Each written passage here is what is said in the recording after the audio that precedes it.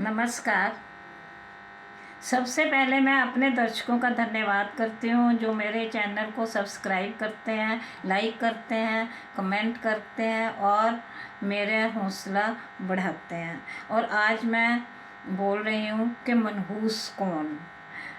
मेरा channel YouTube Usha जोली की रसोई एंड टैलेंट में आपका स्वागत है।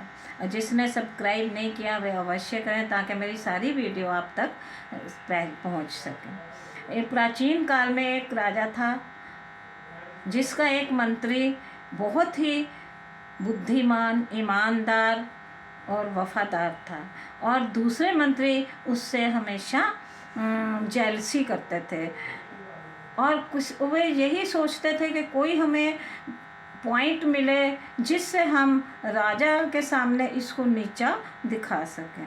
परंतु वे अपनी बुद्धि से हमेशा अपना जो था व्यक्तित्व वो अपना बनाए रखता था और राजा को उस पर बहुत विश्वास था। एक बार वह राजा जो था वह वहाँ पर अकेला था और उसका वही मंत्री कुछ दिनों के लिए शहर से, नगर से बाहर चला गया। इस पर सभी मंत्रियों ने ये सोचा कि अब क्यों ना इसको, ये बहुत अच्छा मौका है इसके बारे में राजा को उसके अगेंस्ट सिखाने का।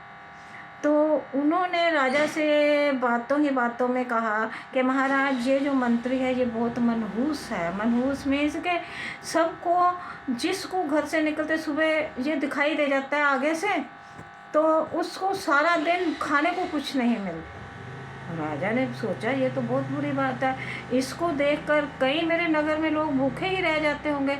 पर राजा बहुत समझदार था, उसने उनकी बातों क्या कहता, जब तक मैं अविश्वास नहीं करूँगा, मैं इसकी परीक्षा नहीं लूँगा, तब तक मैं इसके बारे में कोई निर्णय नहीं ले सकता। जब वह मंत्री आया तो राजा ने उसे कहा कि मैंने शिकार के लिए जाना है और बहुत सुबह जल्दी ही निकलना है। जंगल जहाँ शिकार के लिए जाना है वो बहुत दूर है, घोड़ों पर हमने जाना है।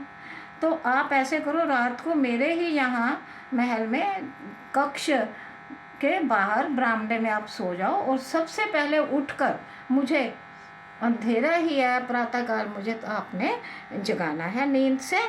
उसका मतलब था कि इसी प्रकार मैं इसको देख लूँगा और देखता हूँ कि सारा दिन क्या होता है। ऐसा ही हुआ। मंत्री ने सुबह ही उसे उठाया, महाराज चलिए शिकार के लिए तैयार हो जाइए, और दोनों शिकार के लिए चले। वहाँ पर राजा जंगल में एक पशु का शिकार करने के लिए जब जाता है तो वो रास्ता भटक जाता है। रास्ता भटक जाने से मंत्री और राजा अलग अलग हो जाते हैं।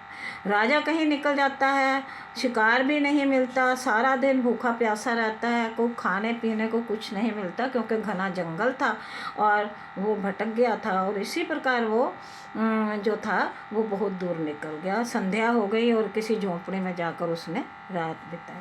सुबह होते ही वह महल में आया और उस तरफ मंत्री भी घूमता घुमाता भटकता सुबह पहुंच गया।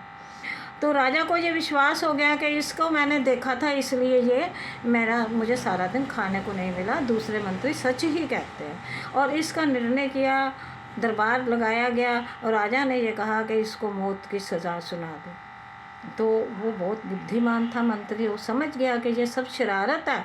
और जब उसको फांसी का सारा प्रबंध हो गया, वो हंसते हंसते फांसी के लिए तैयार हो गया, तो उसको राजा ने कहा कि तुमने मेरी बहुत सेवा की है, बहुत अच्छे मंत्री हो, मैं आपकी आखिरी इच्छा पूरी करूँ। मंत्री ने कहा ठीक है, मैंने आपसे एक प्रश्न पूछना चाहता हूँ। तो आप देखिए कि उसने क्या प्रश्न पूछा। उसने राजा से पूछा कि जिस दिन हम शिकार के लिए गए थे उस दिन मैंने आपको उठाया था, वहाँ पर तीसरा कोई नहीं था। अगर आपने मेरा चेहरा देखा और मैंने आपका देखा, आपने मेरा चेहरा देखा तो आपको सारा दिन खाने के लिए कुछ नहीं मिला, ये मैं सच्चाई है। और मुझे क्या मिला? मुझे मौत। भूखा रहना अच्छा है या मौत? आप इसका मुझे उत्तर दीजिए और मुझे बताइए कि आप ज़्यादा मनहूस हैं या मैं हूँ। इसका उत्तर राजा के पास नहीं था। तो राजा सोच में पड़ गया। कुछ क्षण के बाद राजा ने अपना निर्णय जो था वे वापस ले लिया। सभी मंत्रियों के मुंह लटक गए और वह अपनी बुद्धि से आगे निकल गया। और देखो ठीक ही कहा गया है, गुणः सर्वत्र पूज्यन्ते, गुणों की सब जगह पूजा होती है। बुद्धि बल से बढ़कर है, जो काम हम बल से नहीं कर सकते वो हम बुद्धि से कर सकते हैं। इस प्रकार कोई भी मनहूस नहीं है, किसी को देखकर अनिष्ट नहीं होता।